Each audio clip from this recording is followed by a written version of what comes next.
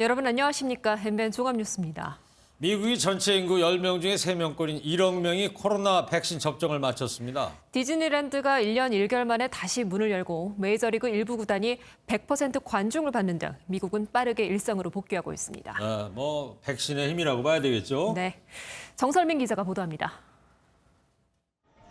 문이 열리자 손님들이 쏟아져 들어오고 마스크를 쓴 직원들이 반갑게 맞이합니다. 코로나19 사태로 문을 닫았던 디즈니랜드가 1년 1개월 만에 다시 문을 열었습니다. Everyone's just had a tough year and we just need the magic just back in our lives and this is it. 다만 입장객 수를 정원의 25%로 제한했는데 벌써 7주치 예약이 꽉 찼습니다. 애틀랜타의 프로야구와 축구팀은 이번 달부터 100% 관중을 받아 경기를 치르기로 했고 델타항공은 중앙 좌석도 손님을 받는 등 곳곳에서 코로나19 이전으로 돌아가는 모습입니다. It is safe to get back out there, to go out into the world and see folks in your life. 일상으로의 복귀를 앞당기고 있는 건 역시 백신입니다. 미국에서는 백신 접종을 마친 사람이 1억 명을 넘었습니다. 10명 중 3명꼴입니다. With 100 million Americans fully vaccinated as of today, we continue to move ahead in our progress to end this pandemic. 바이든 대통령은 가을 학기부터 모든 초중 고등학교의 대면 수업도 정상화될 것으로 기대했습니다. MBN 뉴스 정설민입니다. 오늘 우리나라 신규 확진자는 사흘 연속 600명대를 기록했습니다. 국내 백신 접종률은 아직 6.5%로 낮습니다. 부산은 2차례 접종해야 하는 파이자 백신이 부족해서 1차 접종을 전면 중단했습니다. 강채묵 기자입니다. 국내 백신 접종을 시작한 지 65일째. 접종률은 6.5%입니다. 2차 접종까지 마친 경우는 불과 0.4%입니다. 해외 상황과 비교했을 때도 우리 접종률은 매우 저조한 상태입니다. 방역당국은 지난달 1차 접종자의 2차 접종 시기가 다가오고 있다며 한시적으로 1차 접종을 최소화해달라고 당부했습니다. 접종센터들의 역량의 문제들이 발생할 수 있기 때문에 신규 1차 접종 예약은 당분간 자제하도록 지자체에 요청을 하였으며 부산시는 급기야 16개 구 모두 화이자 백신 1차 접종을 중단했습니다. 방역당국은 다음 달에 수급 불균형이 해소될 것이라고 설명했습니다. 오늘 코로나19 신규 확진자 수는 627명을 기록하며 사흘째 600명대를 이어갔습니다. MBN 뉴스 강재묵입니다. 오늘 131주년 노동절입니다. 전국 곳곳에서 기념 행사가 열렸는데요. 거리두기가 대부분 잘 지켜졌지만 일부는 거리두기를 위반하는 모습이 보였습니다. 정태웅 기자입니다. 50명 남짓의 노동조합원들이 거리를 두고 앉아 행사를 관람합니다. 노동절 131주년을 맞아 서울 여의도에서 기념대회가 열렸습니다. 오늘은 노동자들의 날입니다. 우리의 날입니다. 민주노총 백신반 종합식으로 세상을 바꿉시다. 행사장은 50인, 행사장 밖은 9인까지. 대부분 방역수칙을 지켜 진행됐습니다. 일부 장소에선 잡음이 빚어졌습니다. 참가자들은 코로나19 감염을 우려하는 경찰과 행진 과정에서 대치를 벌이기도 했습니다. 이 일은 신고한 대로 강경을 두고 진행해 주시기 바랍니다. 경찰 조용히 하라고! 경찰은 신고된 인원을 초과한 곳들의 주최자 등을 불러 수사할 방침입니다. MBN 뉴스 정태웅입니다.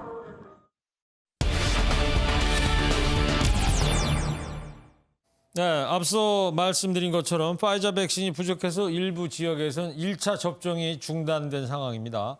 방역당국은 지나치게 우려할 상황은 아니라고 이야기를 하고 있는데 이 이야기 이권열 기자와 함께 자세히 나눠보도록 하겠습니다. 이권열 기자, 지금 파이자 백신이 얼마나 모자란다는 겁니까? 어제 0시 기준으로 50만 회분 정도가 남아있다고 합니다. 그런데 2차 접종을 기다리는 분들이 120만 명 이상이어서 70만 회분이 더 필요하다고 합니다. 특히 화이자는 2번 접종을 해야 되는데 꼭 3주 간격으로 맞아야 된다고 합니다. 그러니까 정리를 좀 해보자면 120만 명이 5월 20일까지 2차 접종을 해야 하기 때문에 50만 회분을 2차 접종에 모두 쓴다고 해도 빨리 70만 회분을 추가로 더 들여와야 하는 상황이 됐습니다. 방역 당국이 1차 접종을 잠시 미루고 2차 접종에 집중한 것은 이런 이유입니다. 이러다 보니까 1차 접종을 원래 맞아야 하는 분들이 좀 기다려야 하는 상황인데 2차 접종 예약 날짜를 받아놓으신 분들은 큰 차질 없이 접종을 할 수 있을 것으로 보입니다. 네. 화이자 백신이 추가로 좀 빨리 들어와야지 1차 접종, 2차 접종 기다리시는 분들이 안심할 텐데 언제쯤 이게 숨통이 트일 것 같습니까?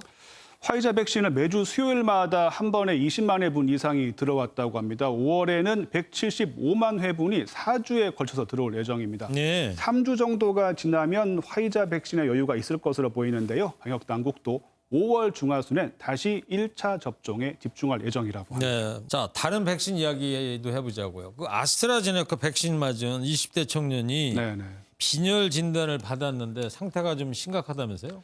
네, 그렇습니다. 강원도 정선군 보건소에서 일하던 20대 청년이 지난달 초에 아스트라제네카 백신을 맞았습니다. 이후에 몸 상태가 안 좋아서 병원을 갔더니 후천성 재생 불량성 빈혈이라는 진단을 받았습니다. 근데 이 질환이 골수 이식을 반드시 받아야 하고 이분도 지금 골수 이식자를 찾고 있는 상태라고 합니다. 그 인과관계는 좀 밝혀졌습니까? 네, 아직 아스트라제네카 백신과 빈혈 사이에 연관성이 있다고 단정 지을 수는 없습니다. 현재 강원도 보건당국이 조사를 하고 있다고 합니다. 그렇군요. 자, 그리고 조사 결과 이 백신과 재생 불량성 빈혈 사이에 관련이 있다고 인정이 된다는 말이죠. 네. 피해 보상을 이런 경우에 받을 수가 있는 겁니까? 어떻게 되는 겁니까? 네, 그 코로나19 백신을 맞으신 분들이 이상 반응에 대해서 국가 보상을 신청하면 질병관리청은 120일 이내에 보상 여부를 결정하게 됩니다. 이번 경우에도 인과관계가 있는 것으로 확인되면 피해 보상이 가능할 것으로 보입니다. 네. 실제로 지난달 말에 백신 이상 반응 9건 가운데 4건은 피해 보상이 결정됐습니다.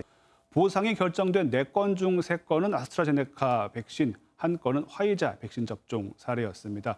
증상이 접종 뒤에 발열, 근육통 같은 경증이라서 피해 보상액도 30만 원 미만 소액이었다고 합니다. 아무래도 증상이 심하면 보상액도 이제 달라질 수 있을 것 같은데요? 네, 그렇습니다. 그 최근 사지마비 증상이 온 40대 간호조무사 사례 다들 기억하실 겁니다. 피해 보상이 될지 좀 관심을 끌었는데 일단 이번 심의 대상에는 포함되지 않았고요. 조만간 피해 보상 심의가 이루어질 것으로 보입니다. 네, 알겠습니다. 이번엔 이제 얀센 백신 이야기 좀 해보자고요. 얀센 백신 맞은 카투사 장병이 미국 무대에 있는 카투사 장병이 코로나19에 확진이 됐다고 그러는데 얀센 백신이 아직 우리나라에서 접종이 되지는 않지만 곧 들어올 수 있는 거 아닙니까? 네, 그렇습니다. 그 얀센 백신은 우리 정부가 상반기 도입을 추진하고 있는데요. 그런데 동두천 미군 기지에서 일하는 한국군 병사가 지난달 초에 얀센 백신을 접종했는데도 코로나19에 확진됐습니다. 확진 판정을 받은 건 지난달 29일입니다. 그러니까 미군 기지에서 백신 접종을 한 뒤에 그다음에 이제 감염된 걸로 보이는 거죠? 네, 전문가들은 그렇게 추정을 하고 있습니다. 2가지 가능성이 있는데요. 우선 제대로 항체가 생기지 않았을 수 있습니다. 특히 얀센은 예방률이 66% 정도라고 합니다. 백신을 맞는다고 해서 모두 코로나19를 피할 수 있는 건 아니라는 겁니다. 또 다른 가능성은 백신으로 막기 어려운 변이 바이러스에 의한 감염입니다.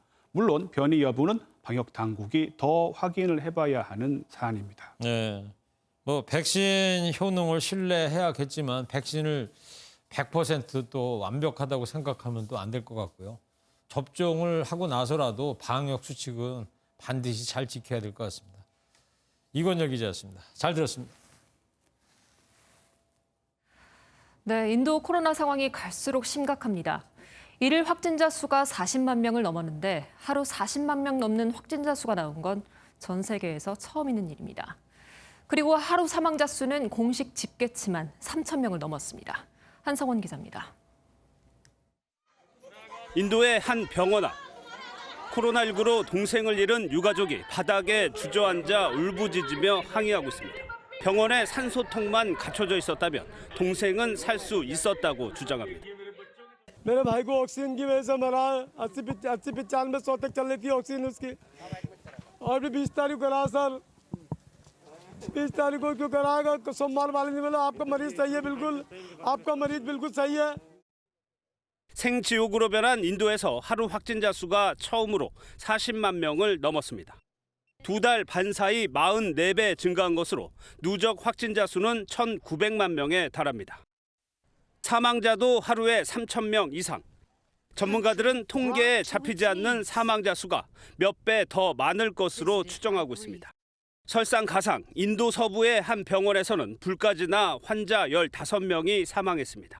આગ લાગેલ તાત્કાલિક fire tender કલેક્ટરશ્રી અમે પોતે અને પોલીસ અધિકારીઓ પહોંચી અને હોસ્પિટલના વ્યવસ્થાપન તંત્રએ 상황이 이렇자 인도에서 오는 입국자를 금지하는 나라가 증가하고 있습니다. 호주는 자국민은 물론 인도에 체류했던 여행자가 입국하면 최고 5년형을 구형하겠다고 초강경책까지 발표했습니다. MBN 뉴스 한성원입니다. 서울 한강공원에서 숨진 채 발견된 대학생 손정민 씨의 부검이 진행됐습니다. 국과수는 머리에 난 상처가 직접적인 사인은 아닌 것으로 보인다며 정확한 사인은 채취한 시료 분석을 거치고 보름 뒤에 나올 것으로 보입니다. 손기준 기자입니다. 서울 한강공원에서 잠들었다가 실종된 의대생 손정민 씨의 무사귀환을 바란 사람은 가족뿐만이 아니었습니다. 살만한 나라고 살만한 세상이라고 느끼게 해주신 게 고맙고요. 우리 정민이가 이걸 알면 얼마나 고마워하겠어요. 하지만 손 씨는 실종 엿새 만에 싸늘한 주검으로 발견됐습니다. 발견 당시 머리 뒷부분에서 상처가 발견되면서 유족 측은 사망 원인을 밝혀달라며 경찰에 부검을 요청했습니다. 부검 결과 국립과학수사연구원은 머리의 상처는 물속으로 들어가면서 부딪히거나 쓸려서 발생한 것으로 보이며 생전에 발생한 것으로 추정된다는 소견을 내놓은 것으로 파악됐습니다. 손 씨의 아버지는 MBN과의 통화에서 머리의 상처는 생명에 지장을 주는 상처는 아니라고 들었다며 또 뺨의 상처는 어떻게 생긴 건지는 알 수 없다 한다고 설명했습니다. 다만 국가수는 육안으로는 사망 원인을 제대로 알 수 없다고 설명했습니다. 이에 따라 채취한 시료를 분석한 정밀 검사 결과가 나오는 15일 정도 뒤에야 정확한 사인을 알 수 있을 전망입니다. 손 씨의 장례는 오늘부터 서울 성모병원에서 5일장으로 치러집니다. MBN 뉴스 송기준입니다.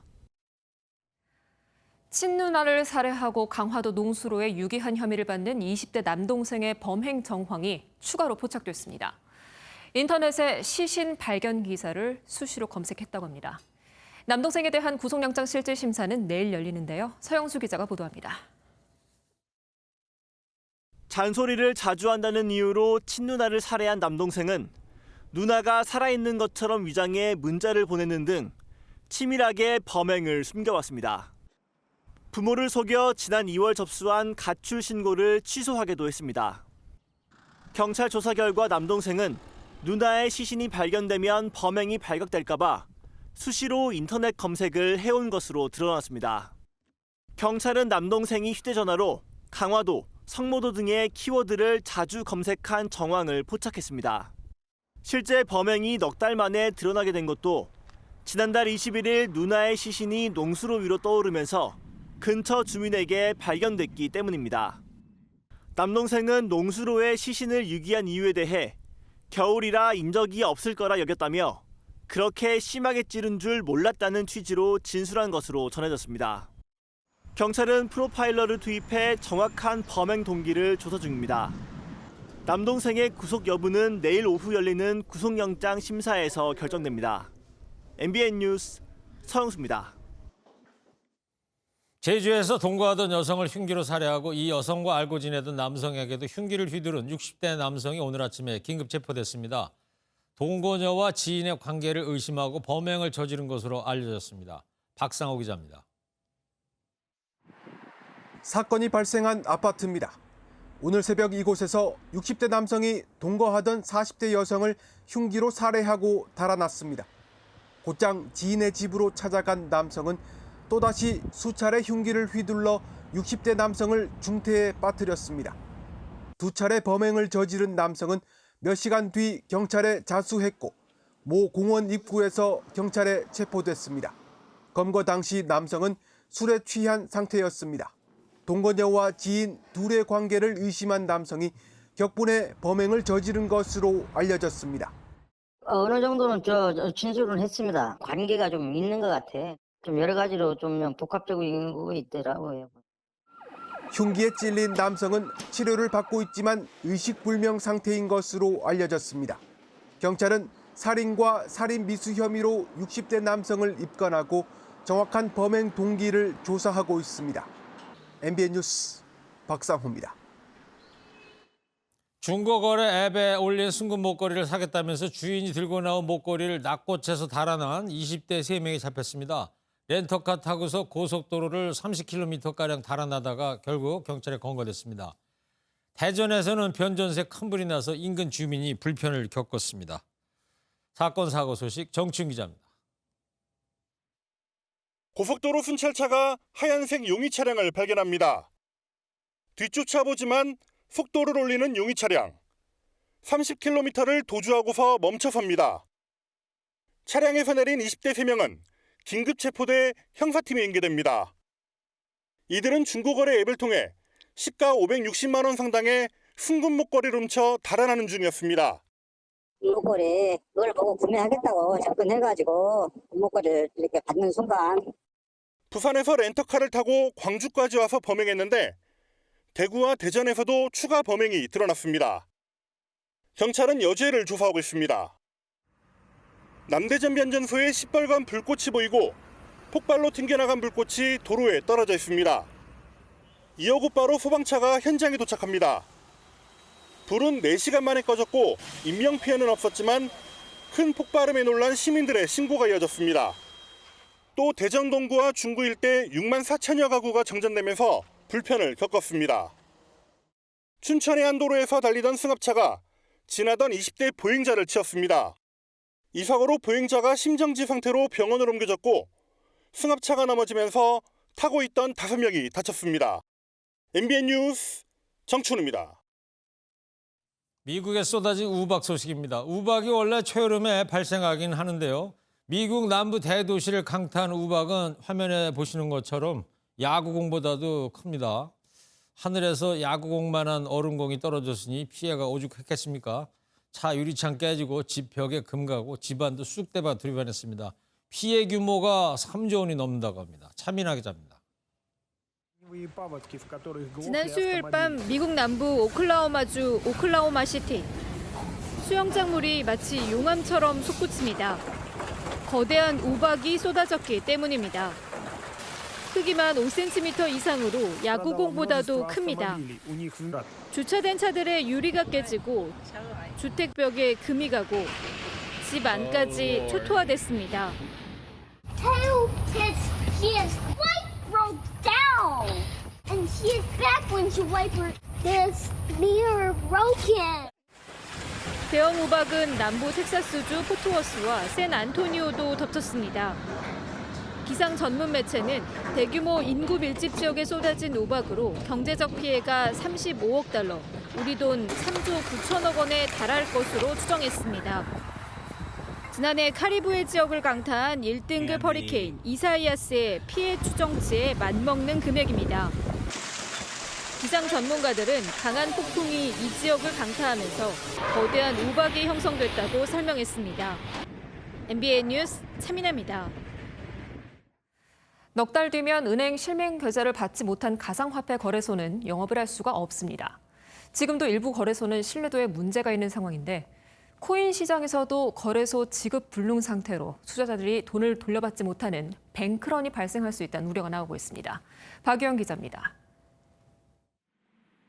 비트코인 등 100개 가까운 가상화폐가 상장돼 있는 한 거래소입니다. 겉보기엔 아무 문제 없어 보이지만 사실 몇 달 전부터 코인을 현금화시켜주지 않는다는 민원이 빗발친 곳입니다.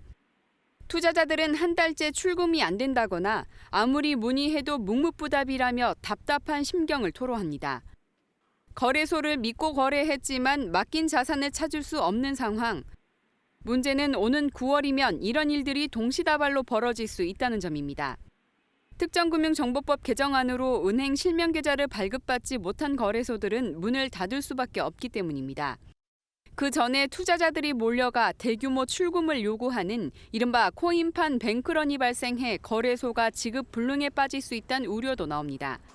최근에는 코인 개발사가 불법 다단계 의혹에 휩싸여 해당 코인이 하루아침에 상장 폐지되는 일도 있었습니다.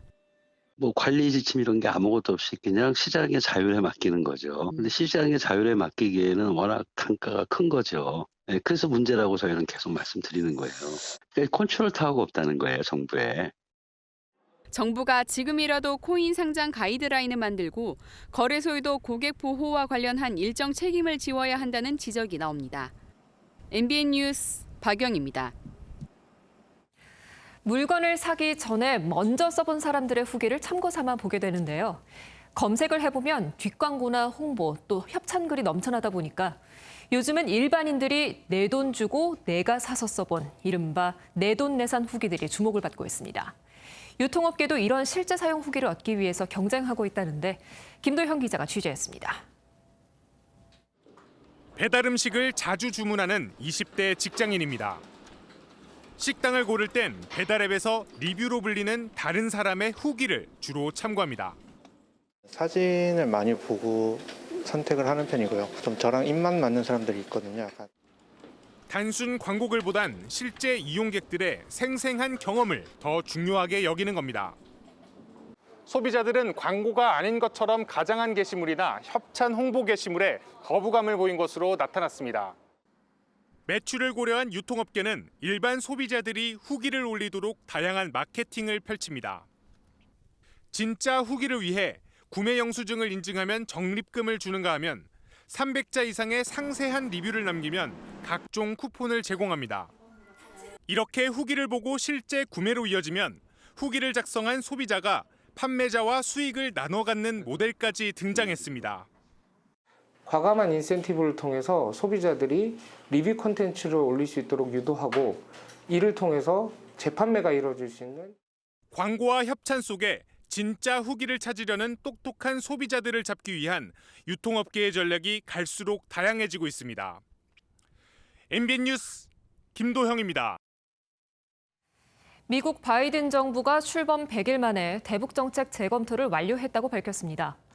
이전 트럼프처럼 탑다운 방식을 추구하지 않을 것이고 오바마와 같은 전략적 인내도 하지 않겠다는데 그렇다면 바이든이 내놓을 제3의 길이 구체적으로 무엇일지가 관심입니다. 이수아 기자입니다. 대북 정책 재검토 결과는 바이든 대통령이 필라델피아를 방문하러 전용기로 이동하는 중 기내에서 공개됐습니다. 우선 백악관은 북한과의 협상에서 일괄 타결을 추구하지도 전략적 인내에 의지하지도 않겠다고 밝혔습니다. Our policy will not focus on achieving a grand bargain, nor will it rely on strategic patience. 일괄 타결과 전략적 인내는 각각 트럼프와 오바마 정부 당시 대북 정책이었습니다. 구체적인 내용은 밝히지 않았지만 한반도의 완전한 비핵화를 목표로 실용적 접근을 하겠다고 밝혔습니다. 또 백악관은 북미 기존 합의인 싱가포르 합의를 계승하겠다는 의지도 내비쳤습니다. 이는 우리 한반도 평화 프로세스와 맥이 닿아 있는 것으로 풀이됩니다. 단계적인 접근이라든지 이 부분에 대해서는 북한도 바라고 있고 기존의 북미 합의 이러한 존중 부분이 들어갔으면은 그러한 것을 확인하기 위해서라도 물밑 접촉은 허용할 것으로 전망합니다. 우리 외교부는 이번 대북 정책 검토 결과에 대해 미국으로부터 사전에 상세한 설명을 들었다며 조기에 북미 협상이 재개될 수 있게 공조하겠다고 밝혔습니다. MBN 뉴스 이수아입니다. 더불어민주당 새 지도부를 뽑는 전당대회가 내일 열립니다. 강성 친문 표심이 어디로 향할지가 변수인데요. 영남 출신의 김기현 원내대표가 선출된 국민의힘은 당 대표까지 영남 출신은 안 된다는 여론이 부상하고 있습니다. 우종환 기자입니다. 더불어민주당 대표를 가를 변수는 권리당원 다수를 차지하는 친문 세력의 행보입니다. 새 후보들은 강성 친문의 문자 폭탄에 대해 온도차를 보이고 있습니다. 강성이다 아니다 이런 어떤 구별보다는 저는 당내 소통을 강화해서 또 민주적인 논의 절차 이런 것을 강화하면 해소될 수 있는 문제라고 보고 상대방을 좀 다루다고 막 정적을 제거하듯이 막 그렇게 집단적으로 그렇게 하는 행위는 우리 당 발전에 도움이 안 된다. 문자 폭탄은 의견이기 때문에 의견을 받으면 되는 일이고 그런데 이제 그 과정에서 욕설이나 뭐 지나친 비난 이런 것들은 어떤 경우에도 옳지 않죠. 김기현 신임 원내대표 선출로 국민의힘 당권 레이스는 새로운 국면으로 접어들었습니다. 김 원내대표가 영남 출신인 만큼 당대표는 영남 출신이 되면 안 된다는 여론이 변수로 떠오르고 있습니다. 우리 당의 주요 지지 기반이 영남인데 영남당 안 된다 그러면 우리 당을 지지 기반을 스스로 버리겠다는 것이니까. 주호영 의원을 비롯한 영남 출신 당권 주자들에게는 부담이, 나경원 전 의원 등 비영남 주자들은 기회가 될 수 있다는 분석이 나옵니다. 지난 23일 조혜진 의원에 이어 다음 주 충청 출신 홍문표 의원이 당대표 출마 선언을 할 예정인 가운데 지역을 둘러싼 국민의힘 당권 경쟁이 치열해질 전망입니다. MBN 뉴스 우종환입니다. 고 정진석 추기경의 장례미사가 오늘 서울 명동성당에서 봉헌됐습니다. 장례위원장인 염수경 추기경은 지난 2009년 작고한 고 김수환 추기경이 아버지와 같은 존재였다면 고 정진석 추기경은 어머니와 같았다며 애도했습니다. 구경호 기자입니다. 생전 온화하게 웃던 영정과 그 뒤로 고인이 안치된 삼나무관.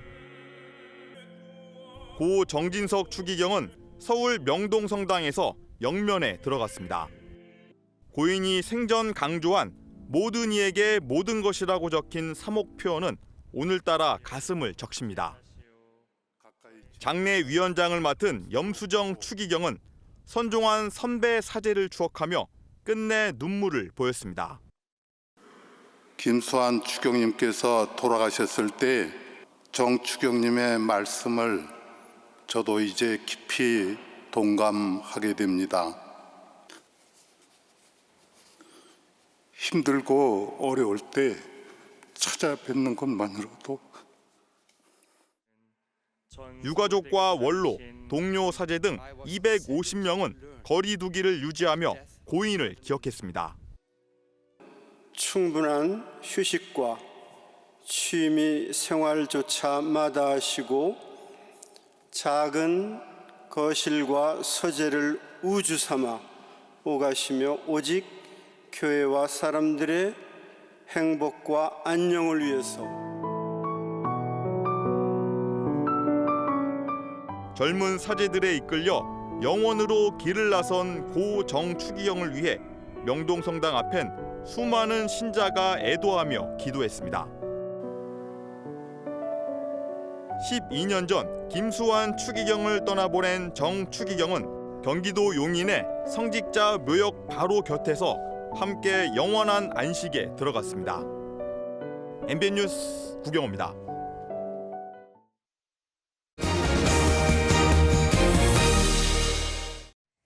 조선시대 풍습의 보쌈이라고 얘기 들어보셨죠? 네, 한자로 포대기 보자 써가지고 네. 홀로 된 과부 한밤중에 보에 싸서 들여온다 뭐 이런 맞아요. 거죠. 바로 그 보쌈을 소재로 한 신개념 퓨전 사극 첫 회가 오늘 밤 9시 40분부터 MBN에서 방송이 됩니다. 그렇군요. 어느 시대를 배경으로 하는 거래요? 광해군 시대인데요. 생계형 보쌈꾼이 보쌈 대상을 잘못 선택해서 광해군의 옹주를 보쌈하는 바람에 운명이 뒤바뀐다는 겁니다. 저 사극 좋아하는데 기대됩니다. 네. 자, 이상주 기자의 리포트를 먼저 보시고요. 보쌈 주인공 정희루 씨, 권유리 씨 스튜디오에서 만나보도록 하겠습니다. 조선시대 상남자와 개차반 사이 중간의 인물로 생계를 위해 보쌈을 하는 바우. 무엄하다. 무엄하구나. 무엄하다. 뭐가요? 여튼 무엄하다. 광해군의 딸이자 이이첨의 며느리로 모든 것을 무엄하게 느끼는 곱게 자란 옹주 수경. 이 자루 속에 여인네는 웃고 있을까? 주인공 바우가 실수로 옹주를 보쌈하고 사대부 집안의 며느리가 보쌈을 당했다는 사실을 숨기려고 옹주 수경의 거짓 장례가 열립니다. 옹주를 제자리로 돌려놓으려던 바우와 갈 곳을 잃고 신분도 숨겨야 하는 처지가 된 수경. 악연으로 시작했지만 훔친 운명이 어떻게 변화할지, 또 전혀 다르게 살아온 두 사람이 만나 벌어지는 로맨스가 사극을 배경으로 신선하게 펼쳐집니다. 왕족과 선비 등 주로 상류층 역할을 맡았던 정희루가 처음으로 거칠고 야성적인 캐릭터를 선보였고, 이제는 배우 타이틀이 더 익숙한 소녀시대 출신 권유리가 데뷔 후 처음으로 사극에 도전합니다. 송두리째 뒤바뀐 운명과 권력 다툼의 중심에 선 광해군과 이이첨의 날선 대립 또한 흥미와 긴장감을 더해줍니다. MBN 뉴스 이상주입니다. 자, 그럼 오늘 밤부터 시작하는 MBN 특별기획 드라마 보쌈 주인공들 만나볼까요? 네, 자 주인공 두 분을 소개해드리겠습니다. 정희로 씨, 권유리 씨 모셨습니다. 안녕하세요. 안녕하세요. 네. 안녕하세요. 초대해 주셔서 감사합니다. 아닙니다.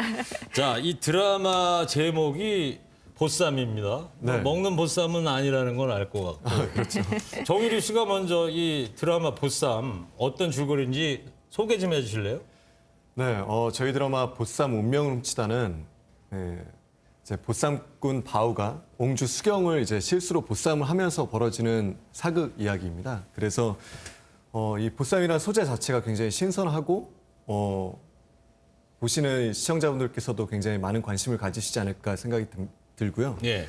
그리고 권석장 감독님이 또 이번에 첫 사극 연출을 하시기 때문에 그 화려한 영상미도 보시는 분들에게 굉장히 큰 볼거리가 되지 않을까 생각이 듭니다. 두 분이 어떤 역할을 맡으셨는지도 굉장히 궁금해요. 먼저 권유리 씨가 소개를 좀 해주시겠습니까? 네, 안녕하세요. 저는 보쌈 운명을 훔치다에서 광해군의 딸 화인옹주이자 우연치 않은 사건으로 인해서 운명이 뒤바뀌게 된 수경 역할을 맡은 권유리입니다. 자, 정희로 씨는요? 네, 저는 방금 말씀드렸다시피 이제 그 보쌈꾼 역할을 맡았고요. 그리고 보쌈 드라마 안에서 운명 체인저 역할을 하게 되었습니다. 그래서 제가 보쌈을 함으로써 모든 인물들의 운명이 뒤바뀌게 되는데 그런 역할을 맡게 되었습니다. 네. 그 티저를 보니까 예. 생계형 보쌈이다 이렇게 말씀을 하시던데 네. 뭐 당시 직업이었습니까? 생계형 보쌈이 어떤 거예요? 그렇죠.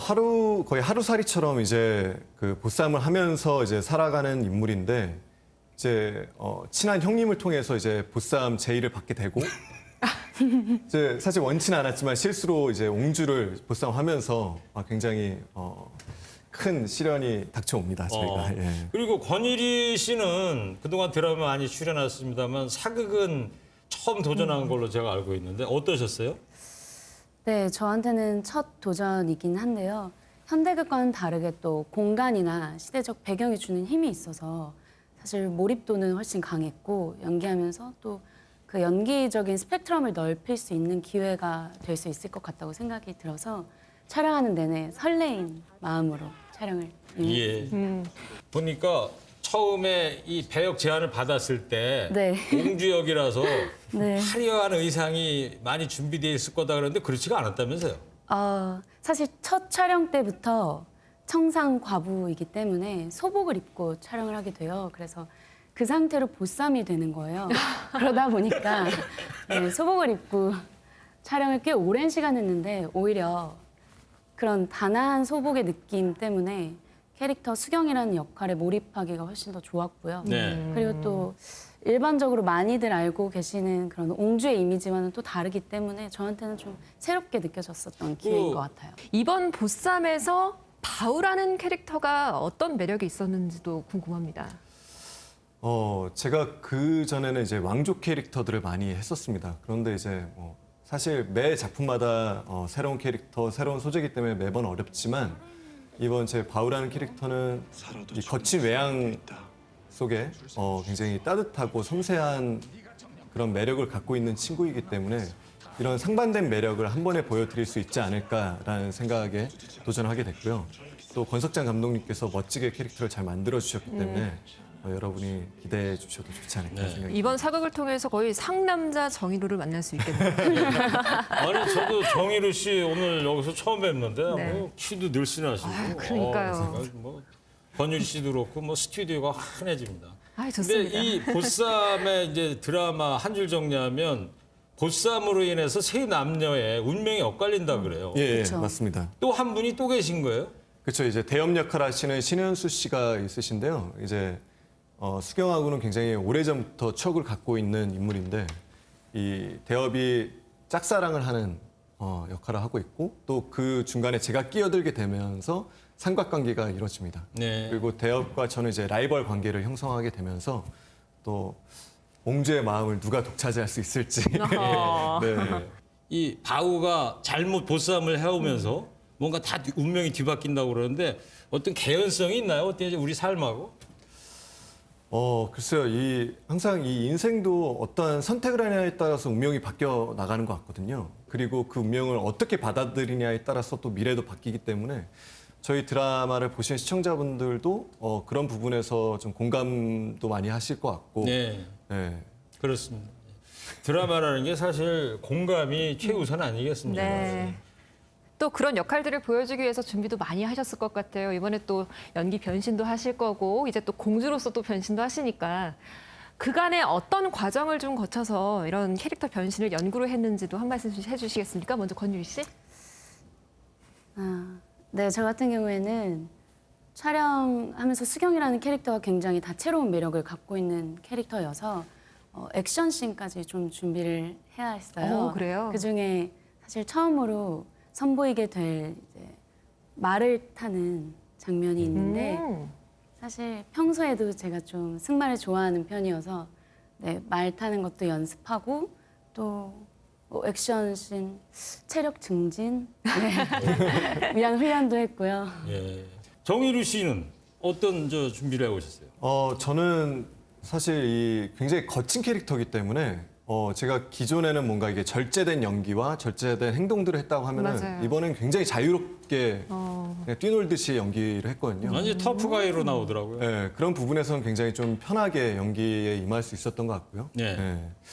그래서 바우의 캐릭터를 더욱더 매력적으로 그리려고 노력했습니다. 네. 그 티즈에 보면은 바우의 복근도 막 공개가 되고. 부러워요? 네, 운동 열심히 했습니다. 네. 바우 캐릭터가 본인의 일상적인 캐릭터와 좀 비슷합니까? 어때요? 그 싱크로율을 따지기에는 제가 이미 거의 6개월 넘게 촬영을 했기 때문에 이미 캐릭터에 동화가 돼서 뭐 바우와 정의루의 뭔가 공통점, 차이점을 찾아내기는 어려운 것 같고 예. 그만큼 지금 캐릭터와 하나가 돼 있지 않나 생각이 듭니다. 그러면요, 끝으로 시청자 여러분들께 성원 부탁드린다는 말씀. 먼저 권유리 씨부터. 네, 추운 겨울부터 배우분들하고 스태프분들 모두가 다 한마음이 돼가지고 열심히 촬영 중인 저희 보쌈 운명을 훔치다 많이 응원해 주시고 많은 기대와 사랑 부탁드리겠습니다. 정희루 씨.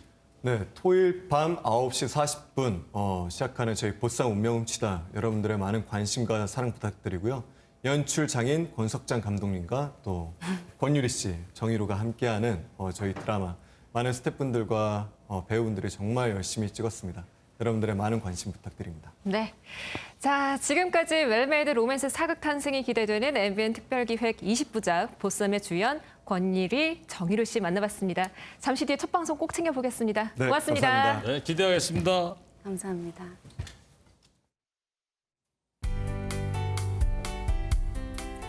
5월의 첫날인 오늘은 돌풍과 천둥, 번개를 동반해서 강하게 비가 내리는 곳이 많았습니다. 흐린 하늘 가운데 현재 빗줄기는 많이 약해진 상태입니다.